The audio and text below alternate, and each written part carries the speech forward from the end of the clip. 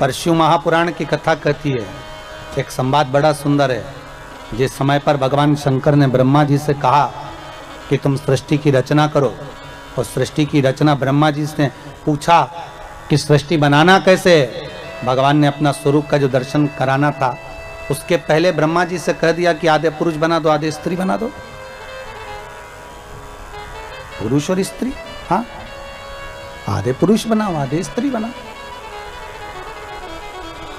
ब्रह्मा जी ने पूछा पुरुष और स्त्री कैसे, तो भगवान शंकर ने कहा एक काम करो, अगर एक पुरुष बना रहे हो तो एक स्त्री बनाओ, दो पुरुष बना रहे हो तो दो स्त्री बनाओ,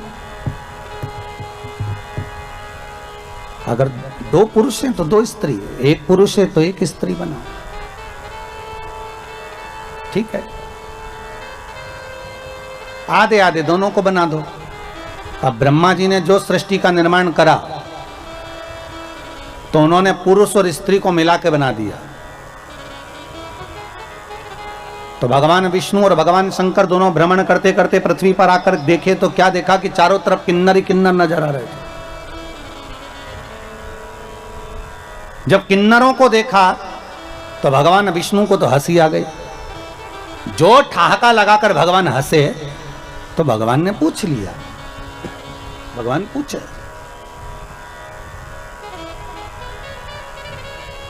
शंकर भगवान ने पूछा क्यों नारायण, क्यों हंस रहे हो? भगवान विष्णु बोले भोलेनाथ जी आपको हंसी नहीं आ रही? शिव जी ने पूछा किस बात के लिए?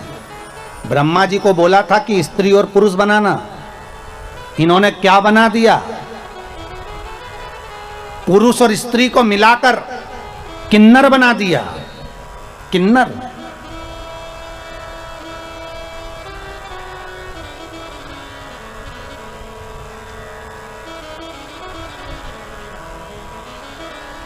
भगवान शंकर भगवान विष्णु को देखकर आंखों में जल भरकर बोले रे नारायण, आपने ब्रह्मा की बनाई हुई सृष्टि पर हंसा है।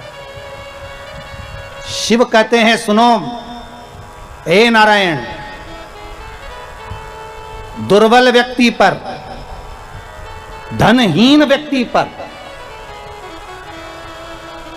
बीमार व्यक्ति पर, शरीर से अपंग व्यक्ति पर, नेत्र विहीन व्यक्ति पर, श्रवण विहीन व्यक्ति पर, मुख बधिर व्यक्ति पर, शरीर से कष्ट भोग रहे व्यक्ति पर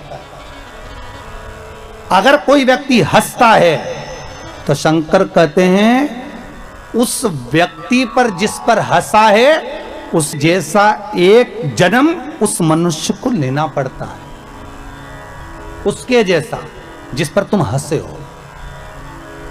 किसी गूंगे पर, किसी विकलांग पर, हस्तविहीन पर, श्रवण विहीन पर, नेत्र विहीन पर, जिह्वा विहीन पर, वाणी विहीन पर, दुर्बल शरीर से हो, कोई शरीर से ज्यादा तगड़ा हो, कोई शरीर से दुर्बल हो, कोई धन से विहीन हो, उस पर देखकर नहीं हंसना। अरे हो सकता है,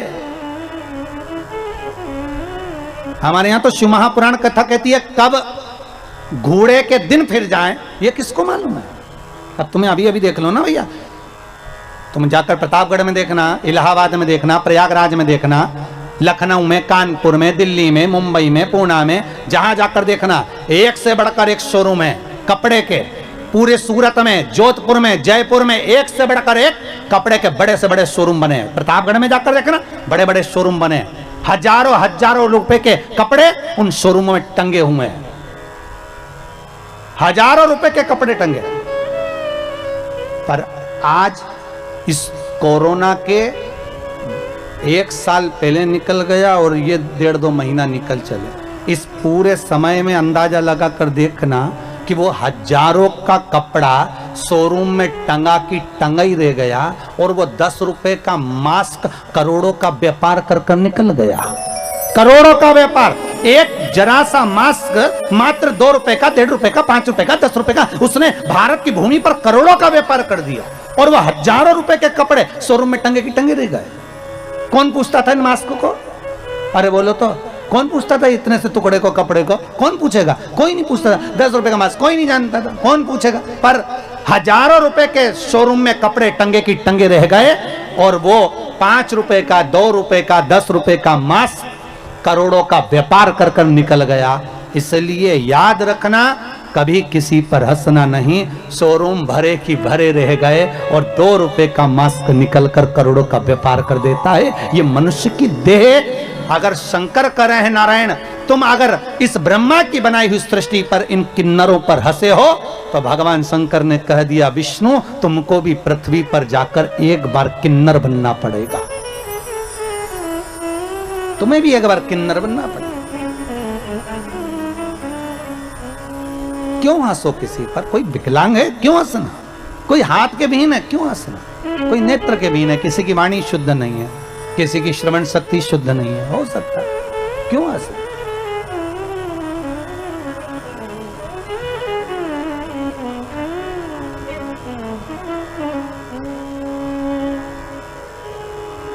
बाल्य अवस्था में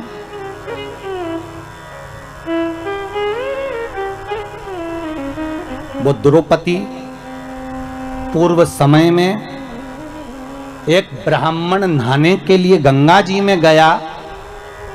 उसका अंग वस्त्र सहेलियों ने मिलकर, द्रौपदी ने मिलकर उस अंग वस्त्र को मात्र छुपा दिया और संत ढूंढता रह गया। उस तन के छोटे से टुकड़े को ढूंढ रहा है संत। और सखियां द्रौपदी के साथ उस संत के लिए हंस रही हैं कि वो वस्त्र कैसे ढूंढ रहा है। संत के मुख से निकल गया, जिसने मेरा यह वस्त्र चुराया है, कहीं ले जाकर फेंका है।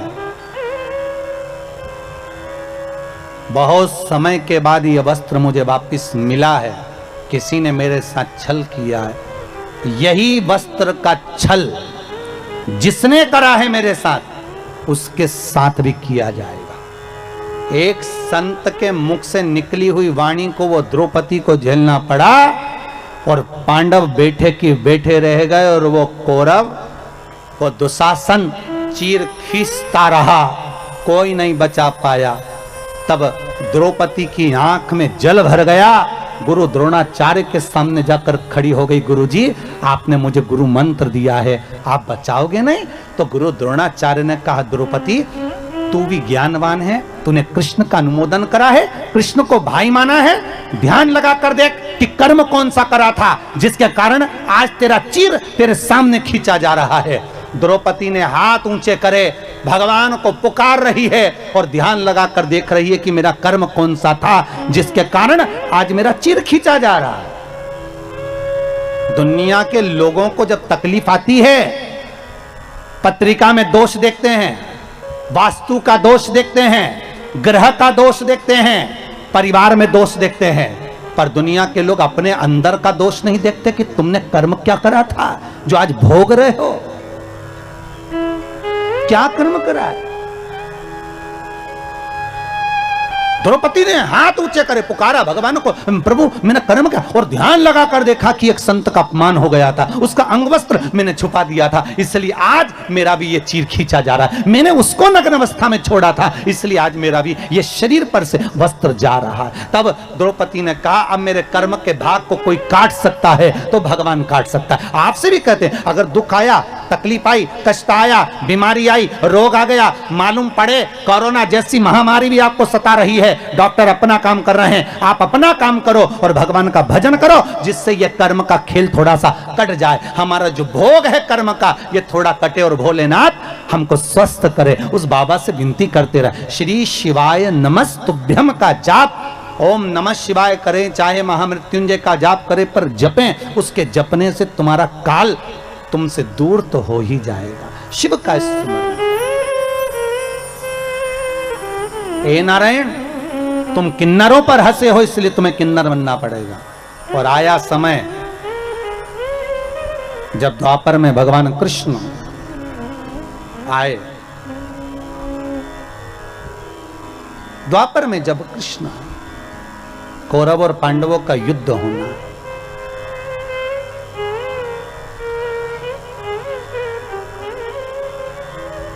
कहां पर हुआ था कौरव और पांडवों का युद्ध?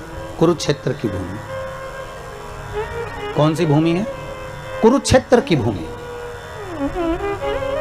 कहा? हस्तिनापुर। हस्तिनापुर मतलब दिल्ली। हस्तिनापुर से युद्ध लड़ने के लिए भगवान कुरुक्षेत्र गए।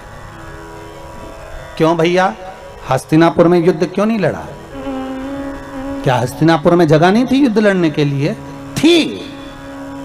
और भगवान कृष्ण विचार करते हैं कि युद्ध के लिए भूमि वो होना चाहिए जिस भूमि पर एक दूसरे को मारने और काटने के लिए तैयार खड़े हो। कोई कोई जगह ऐसी होती है जहां पर भगवान का भजन होता है। कोई कोई किराए का घर भी ऐसा होता है जिस घर में बैठकर भगवान का भजन करने का आनंद आता है। कोई कोई घर ऐसा होता है जिसमें भगवान की भक्ति का आनंद आता है। कोई कोई घर ऐसा होता है जहां कथा का आनंद आता है। कोई कोई जगह ऐसी होती है जहां पर भगवत चर्चा का आनंद आता है। और कोई कोई जगह ऐसी होती है कि 2 मिनट माला पकड़ के बैठो और क्लेश मच जाता है। थोड़ी देर कटोरी पड़ी, उसके पीछे विवाद, पानी गिर गया उसके पीछे विवाद, जरा जरा सी बात में विवाद और विवाद चालू हो जाता है, बीमारियां चालू हो जाती है, रोग चालू हो जाता है। तो समझ लेना चाहिए इस भूमि का दोष है। श्रवण कुमार अपने माता पिता को लेकर कंधे पर कांवड़ में रखकर तीर्थ कराने चले। कंधे पर माता पिता को लेकर श्रवण कुमार तीर्थ कराने जा रहे हैं अपने माता पिता को लेकर। और माता पिता से हरी चर्चा करते करते गए और आगे जाकर श्रवण कुमार ने अपने माँ बाप को छकड़े में बिठाया और उठाकर खड़ा कर दिया और अपने माँ बाप से बोले, अंधे हो गए हो, पांव नहीं टूट गए तुम्हारे, खड़े हो, पैदल चलो। कौन बोले? श्रवण कुमार। अपने माता पिता से करें कि आंखों से अंधे हो, पांव से थोड़ी ना, खड़े हो और पैदल चलो। श्रवण कुमार की मां ने, सुहांगी ने अपने पति शांतिन मुनि से कहा, श्रवण कुमार के पिता से, कि आज बेटे को क्या हो गया है। शांतिन मुनि ने सुहांगी का हाथ पकड़ा और हाथ पकड़कर कहा, सुहांगी चुप रहो, पैदल चलो, चलो पैदल। श्रवण कुमार ने माँ बाप का हाथ पकड़ा, छकड़े से नीचे उतारकर अपने माँ बाप को पैदल लेकर चले। थोड़ी दूर निकलने के बाद श्रवण कुमार अपने माँ बाप के चरणों में गिर गए, पांव पकड़ लिए, पिताजी गलती हो गई, क्षमा कर दो, पिताजी मुझसे गलती हो गई, क्षमा करो, गलती हो गई, क्षमा करो। पत्नी ने पूछ लिया सुहांगी ने शांतिन मुनि से, आखिर श्रवण कुमार ने हमारा अपमान क्यों करा, हमको पैदल चलने का क्यों बोला। शांतिन मुनि बोले, सुहांगी जिस गांव में से निकलकर हम जा रहे हैं ना, ये गांव की जो जगह है ना, ये मय दानव राक्षस की है। मय दानव राक्षस ने इस गांव की जमीन के नीचे ब्राह्मणों को मार मार कर उनके शवों को दबा दिया, उनका रक्त पीता है वो। अच्छा, ये उस मय दानव की जमीन है। इतना गुस्सा करता था मय दानव, ब्राह्मणों को नष्ट कर देता था। ये मय दानव की भूमि पर जब तक श्रवण कुमार हमें लेकर चल रहा था, उसी भूमि का प्रताप ऐसा था कि श्रवण कुमार की बुद्धि बदल गई और उसने हमसे अपशब्द कह दिया। ये भूमि का दोष होता है। किसी किसी भूमि पर भगवान का भजन हो जाता है, किसी किसी भूमि पर लोगों से पाप हो जाता है। जिस भूमि पर पाप हो रहा है, समझ लेना ये भूमि का कोई दोष है जो अच्छा काम नहीं हो पा रहा। भूमि का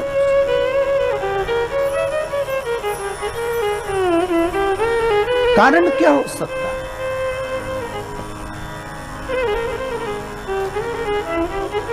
पाप थोड़ी देर का होता है, भोगना बहुत पड़ता है। पाप कितनी देर का? थोड़ी सी देर। और भोगना कितना पड़ेगा? अंदाजा लगाओ जरा। तो उस भोगने पर मत जाओ, यहीं का भोगना देख लो। किसी को चाकू मार दिया, कितनी देर लगा? अरे बोलो जरा से। चाकू मारा 2 मिनट, मर गया 5 मिनट, कितने मिनट लगे? जम के बोलिए, 7 मिनट। अब भोगना कितना है वो देखिए। पकड़ा गया, बंद कर दिया, 1 साल तक केस चला, 1.5 साल लग गया, 2 साल में निर्णय आया, 10 साल के लिए जम के बोलो अंदर गया। अब कितने साल लग गए? 10 तो अंदर, 2 बाहर, केस में कितने हो गए? 12। अब भोग।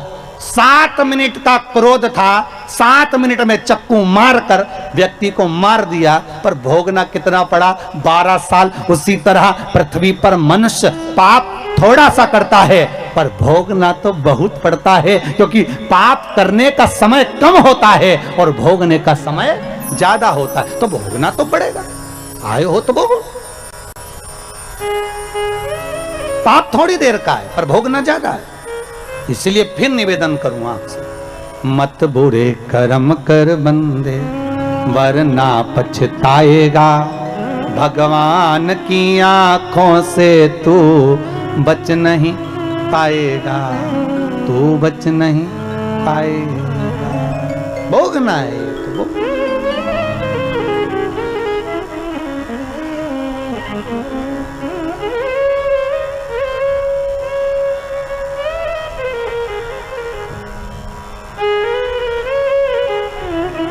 इसलिए भगवान से कहा करो, कभी कभी मौका मिल जाए और भगवान से कहने का जब समय मिले तो उससे निवेदन कर सकते कि हे प्रभु ऐसी कृपा करना कि शरीर से किसी को कष्ट ना हो।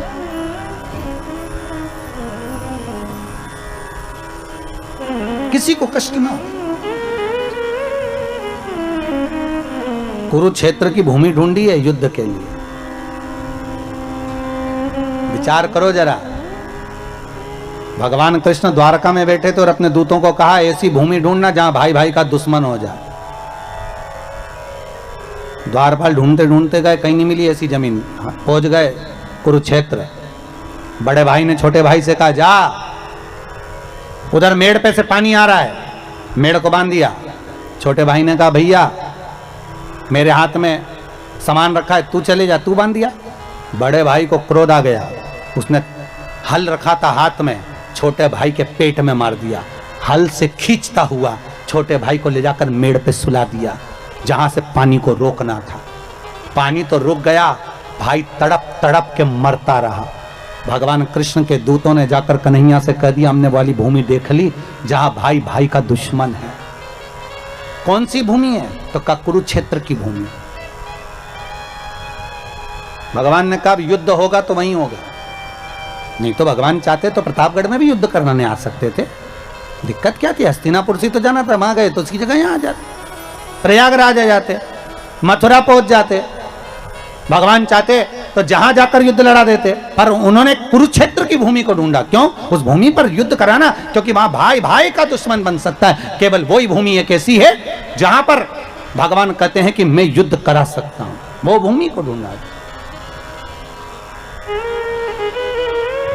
और उस भूमि का दूसरा फल क्या था?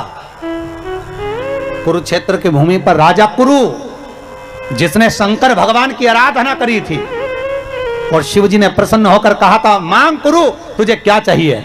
राजा कुरु कहता है प्रभु बस मुझे वर दे दो कि इस भूमि पर जो मरेगा उसको स्वर्ग मिलेगा, आप वर दो। भगवान ने कहा कुरु तू और कुछ मांग ले। राजा कुरु ने शंकर जी से कहा नहीं नहीं प्रभु, आप तो बस इतना वर दे दो कि मेरे कुरुक्षेत्र में, मेरे क्षेत्र में, मेरी इस कुरु भूमि पर जहां पर कोई मरे उसको स्वर्ग मिले।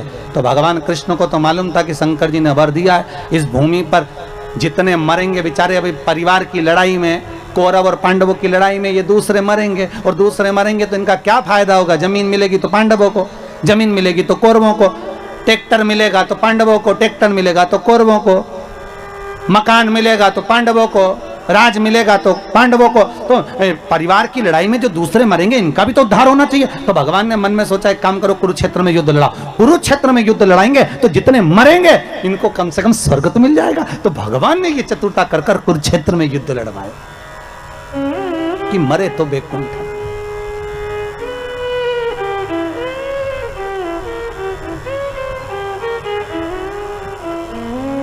मिले। आपसे भी निवेदन है, केवल अपने लिए अच्छा ना सोचें। हमारा तो निवेदन है रोज भगवान से निवेदन करें, तो भगवान से यही प्रार्थना करें भगवान हे पूर्ण परमात्मा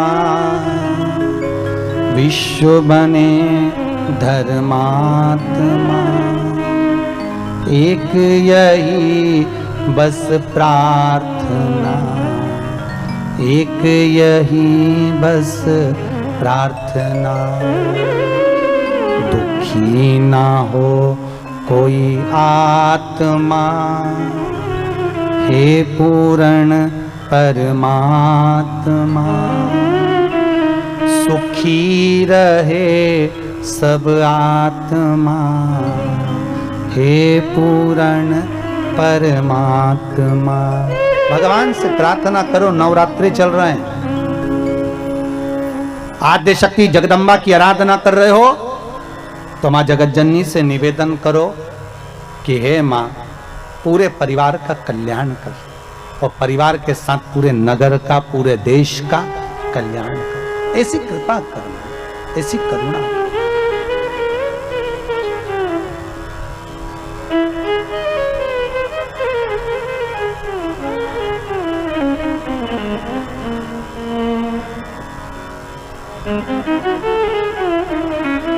ऐसी कृपा हो, ऐसी दया हो जाए। हे नारायण, तुमको भी पृथ्वी पर जाकर किन्नर बनना पड़ेगा। भगवान बने। द्वापर आया, कौरव और पांडवों का युद्ध हो रहा है। कुरुक्षेत्र की भूमि पर युद्ध मैदान में चंडी देवी आकर खड़ी हो गई और चंडी ने कहा, ए कौरव और पांडव, युद्ध एक शर्त पर होगा, पहले मेरे लिए बलि चढ़ाओ। अपने अपने परिवार के एक एक व्यक्ति की बलि चाहिए। पांडव अपने भाइयों में से एक की बलि दे दे और कौरव अपने भाइयों में से एक की बलि दे दे। कौरव तो खुश हो गए कि हम 100 में से एक बलि चढ़ गए, 99 बचेंगे। ये ले दे के 5, एक मर गए तो 4 ही बचेंगे। अब ये वही वाली बात आ गई ना, तेरा क्या होगा रे कालिया। अब ले दे के तो 4 बचे, अब 5 में से एक गया तो 4 ही बचे ना है। क्या करें? भगवान कृष्ण के पास खबर गई, कृष्ण के पास जैसी सूचना गई, भगवान कृष्ण ने अर्जुन को बुलाया। अर्जुन इधर आ। अर्जुन बोले, हाँ प्रभु, कल बलि चढ़ना है। अर्जुन याद कर, तो द्रौपदी को लेकर आया था। हाँ, फिर तेरी माता ने क्या कहा था कुंती ने? मेरी माता कुंती ने कहा था 5 बांट लो। फिर मैंने द्रौपदी से कहा था तुम्हें 5 पतियों की पत्नी बनना पड़ेगा। फिर द्रौपदी ने कहा बनने को तैयार हूं, पर शर्त एक है, एक एक पति के साथ में 1-1 वर्ष तक रहूंगी। मेरे पति के कमरे में अगर कोई दूसरा पति आ गया तो उसको 5 साल के लिए बन जाना पड़ेगा। अगर मंजूर हो तो मैं तुम्हें 5 पतियों की पत्नी बनने को तैयार हूं। फिर सब अच्छा चल रहा था। भीम के साथ में द्रौपदी रह रही थी। पांडवों की 1-1 वर्ष के साथ में द्रौपदी को रहना था। एक ब्राह्मण का बालक आया, पिता आया, दौड़ कर आकर कहता है, अरे अर्जुन, मेरे बच्चे को शेर उठा कर ले गया, सिंह ले गया, मेरे बेटे को बचा ले रे अर्जुन। अर्जुन गया अपना धनुष लेने के लिए, गांडीव लेने के लिए, पर वो धनुष तो भीम के कक्ष में था। दौड़ा, बिना पूछे अंदर प्रवेश कर गया, धनुष को उठा लाया, ब्राह्मण के बच्चे को बचा लिया। ब्राह्मण के बच्चे को बचाया, और जब ब्राह्मण का बालक बच गया, ब्राह्मण का बालक बच भी गया, पर द्रौपदी ने हाथ जोड़कर कह दिया कि अब आपको 5 वर्ष के लिए बन जाना पड़ेगा। अर्जुन, फिर क्या हुआ? अर्जुन कहते हैं मैं 5 साल के लिए बन गया। वन में जाकर मैंने नागों की कन्या उलूपी के साथ में विवाह कर लिया। विवाह करने के बाद मेरा एक बेटा हो गया, उसका नाम आरावन था। क्या नाम था? आरावन। भगवान कहने लगे, अब अर्जुन खड़े हो जा, उसी जगह पर जहां तूने विवाह किया था, जहां तेरा बेटा हुआ था। अब वो बेटा बड़ा हो गया होगा, ये तो तुम्हारी कुल का परिवार के एक व्यक्ति की बलि देना है, उसको लिया, उस आरावन की बलि देंगे, जा लेकर। अर्जुन गया, आरावन को कहा, बेटा कौरव और पांडवों का युद्ध है, तुम्हें युद्ध में चलना है। आरावन ने कहा चलो, चलिए पिताजी, चिंता मत करना, एक एक कौरवों को मार मार कर गिराऊंगा। आप बिल्कुल टेंशन ना लीजिए, चिंता ना करिए। जैसे ही रावण आया, भगवान कृष्ण ने बुलाकर कहा, रावण तुम्हें मालूम है तुम्हें क्यों बुलाया गया है? रावण ने कहा, नहीं दादा हमको नहीं मालूम। रावण, आपको नहीं मालूम? नहीं। चंडी देवी को बलि चढ़ाना है कौरव और पांडवों में से एक एक परिवार के एक एक व्यक्ति की, तुम्हारी बलि चढ़ना है। रावण कहते हैं, दादा बलि तो चढ़ा दो, मना नहीं है, पर मैं कुंवारा हूं। मैंने अपनी माता उलूपी नागों की कन्या, मेरे नाना जो थे वो नाग थे, सांप थे, तो मेरे नाग नाना ने अपनी पुत्री उलूपी को बताया था, मेरी मां को बताया था, नाग कन्या को, कि हे पुत्री, जो कुंवारी अवस्था में मर जाता है उसको ना पिंड मिलता है, ना तर्पण होता है, ना तिलांजलि होती है, ना गया जी में श्राद्ध होता है, ना ब्राह्मण को जिमाया हुआ भाग उस कुंवारी अवस्था में मरे हुए व्यक्ति को प्राप्त होता है। जो कुंवारी अवस्था में मरा है उसको यह भाग नहीं मिलेगा। जो कुंवारी अवस्था में मरा है उसको ना पिंड, ना तर्पण, ना तिलांजलि, ना श्राद्ध, कुछ प्राप्त नहीं होगा, कुछ नहीं मिलेगा। रावण कहते हैं, दादा मैंने मेरी माता के मुंह से सुना था, मुख से, मैं कुंवारा नहीं मरना चाहता दादा। अगर मैं कुंवारा मर गया तो मुझे जल नहीं मिलेगा, तर्पण नहीं होगा, तिलांजलि नहीं होगी, मेरा पिंड नहीं होगा, मेरा भोज नहीं होगा। दादा आपसे निवेदन है, आप मेरा विवाह कर दो, उसके बाद मेरी बलि चढ़ा दो। भगवान कृष्ण ने अर्जुन से कहा, युधिष्ठिर, नकुल, सहदेव सब जाओ, जल्दी से एक लड़की ढूंढो, उसके साथ शादी कर देते। पूरे हस्तिनापुर में ढूंढा तो कौन बाप अपनी बेटी भी आएगा एक रात के लिए? कौन होगा जो लड़की भी आएगा एक रात के लिए? किसी ने लड़की नहीं दी, किसी ने नहीं दी बेटी। भगवान को लगा अब क्या करा जाए। भगवान कृष्ण को याद आया कि शंकर भगवान ने कहा था कि हे नारायण, तुम किन्नरों पर हंसे हो, इसलिए तुम्हारा एक जन्म किन्नर का होगा। भगवान ने कहा एक आज ही जन्म ले लेता हूं, और भगवान कृष्ण किन्नर बन गए। रावण के साथ रात्रि में शादी कर ली, फेरे डाल लिए, भांवर पढ़ ली, और शादी करने के बाद रात्रि को विवाह हो गया। सुबह रावण की बलि चढ़ गई। भगवान फूट फूट के रोने लगे। आज भी हिंदू धर्म में किन्नर गले में मंगलसूत्र पहनते, मांग भरते, चूड़ी पहनते, बिछुड़ी पहनते हैं। कई कई लोगों के मन में आता है कि इनका पति कौन होगा किन्नरों का, तो शिव महापुराण की कथा कहती है रावण किन्नरों का पति होता है, इसलिए आज भी किन्नरों का विवाह एक घड़े से किया जाता है, और सुबह उस घड़े को फोड़ दिया जाता है। किसी पर हंसना नहीं है। कोई वाणी से विहीन है, कोई श्रवण शक्ति से विहीन है, कोई हाथ पैर से विहीन है, कोई दुर्बल है, कोई अधिक हेल्थी है, कोई धन विहीन है, हमें उस पर हंसना नहीं है। ना जाने भगवान शंकर की कथा कहती है, हम जिस पर हंसते हैं एक जन्म हमको भी लेना पड़ता है, एक जन्म।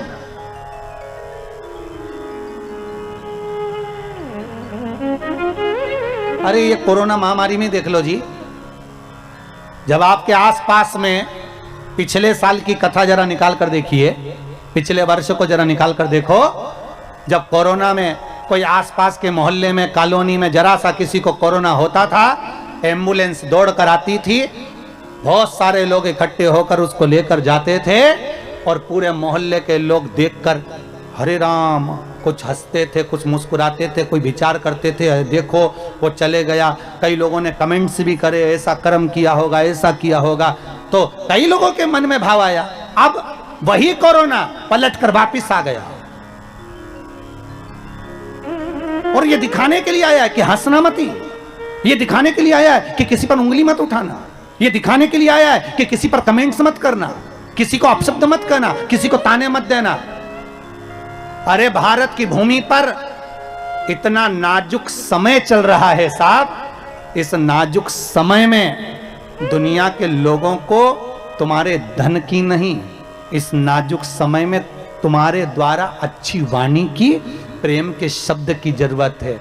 जो बीमार पड़े हैं उनको फोन लगाकर बात तो कर लो और कह दो मत घबराना भाई, ऐसी कोरोना बीमारी तो चलती रहेगी, घबराना मत, ही हम बैठे हैं, चिंता मत करना, ठीक होकर वापिस आएगा, ठीक होकर वापिस आएगा। अमेरिका में एक व्यक्ति को फांसी की सजा हो रही थी, तो फांसी की सजा होने से पहले मेजर ने कहा एक काम करो, अब की बार फांसी की सजा चेंज करी जाए। क्या? एक जहरीले सांप से इस व्यक्ति को कटवा कर मरवाया जाए, फांसी की सजा नहीं दी जाए।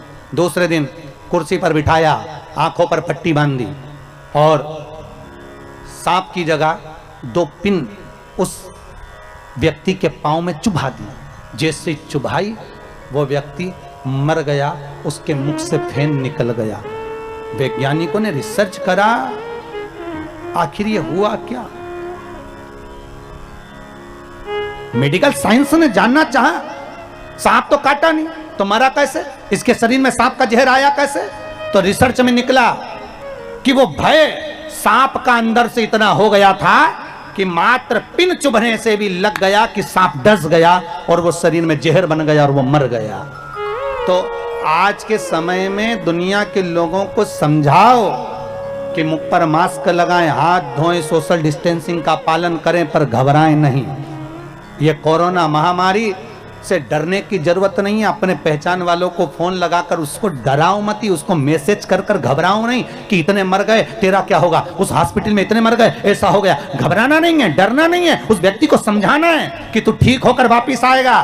शंकर पर विश्वास रख, श्री शिवाय नमस्तुभ्याम का जाप कर और उस शंकर को याद कर जो कालो कवि काल महाकाल है, उसको हर पल याद करते रहे तो मेरा बाबा वेंटिलेटर पे से भी उठाकर तुझे घर लेकर आएगा, ऑक्सीजन हटाकर तुझे घर के सुंदर आंगन में ले आएगा। उसको विश्वास दिला, उसको शंकर के प्रति समर्पित कर दो, उसका विल पावर मजबूत कर दो जिससे वो घबराए ना, वो डरे ना, उसको समझाओ। इतना डरा दे रहे हैं, शमशान में जगह नहीं है, मुर्दे कैसे जल रहे हैं, क्या कर रहे हैं, लोगों को इतना डरा दिया कि हर व्यक्ति को सर्दी जुकाम भी हो रहा है तो टेंशन लेके घर में ही डराओ। स्मरण मेरे शंभु, मेरे त्रिकालदर्शी, मेरे कैलाशी, मेरे शिव, मेरा ओघड़ी, मेरा दातार, मेरा दयालु, मेरा शंकर, स्मरण करने वाला मेरा बाबा, मेरा शंकर, स्मरण करना, उसकी कृपा है। तो महाराज कर्मों का भोग है, भोगना तो पड़ेगा, भोगना पड़ेगा। बस इतना ध्यान जरूर रखो कि इस शरीर के द्वारा, इस मन के द्वारा, इस वाणी के द्वारा किसी का अपमान ना हो, किसी को अपशब्द ना कहा जाए, किसी के दिल को कोई ठेस ना पहुंचे। बहुत नाजुक समय है, सबके लिए मीठा बोलिए, सबका सम्मान करिए, आदर करिए, सत्कार करिए, किसी के लिए अपमानजनक शब्द ना बोलिए, किसी पर हंसिए नहीं, किसी को ये ना कहिए कि कर्म हो गया, जो जिसके लिखा है भाग्य में जो होगा। आप किसी का भाग्य लिखने वाले नहीं।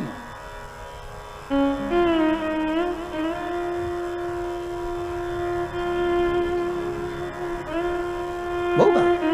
भगवान शिव ब्रह्मा जी से बोले, ब्रह्मदेव रुकिए, आपने क्या बनाया ब्रह्मा? ब्रह्मा कहते हैं किन्नर बन गए प्रभु। कोई बात नहीं, बन गए ना, सबसे पहली सृष्टि किन्नर की होगी, चिंता मत करो। आपने बनाया है, गलत नहीं होगा, गलत नहीं होगा, कोई बात नहीं। ब्रह्मदेव अब आप हमारे प्रतिबिंब का दर्शन करिए, आप हमारे प्रतिबिंब का दर्शन करिए ब्रह्मदेव। भगवान शंकर ने अर्धनारीश्वर स्वरूप का दर्शन दिया है। कौन सा स्वरूप बनाया है? अर्धनारीश्वर स्वरूप। आधा शिव आधा पार्वती, शंकर भगवान ने अपना अर्धनारीश्वर स्वरूप का दर्शन कराया। और जो अर्धनारीश्वर स्वरूप का भगवान दर्शन कराते हैं, आधा शिव आधा पार्वती देखकर ब्रह्मा थकित रह जाते हैं। और ब्रह्मा भगवान शिव का जो स्वरूप देखा है, ब्रह्मदेव की आंखों से जल निरंतर बह रहा है, जल निरंतर बह रहा है।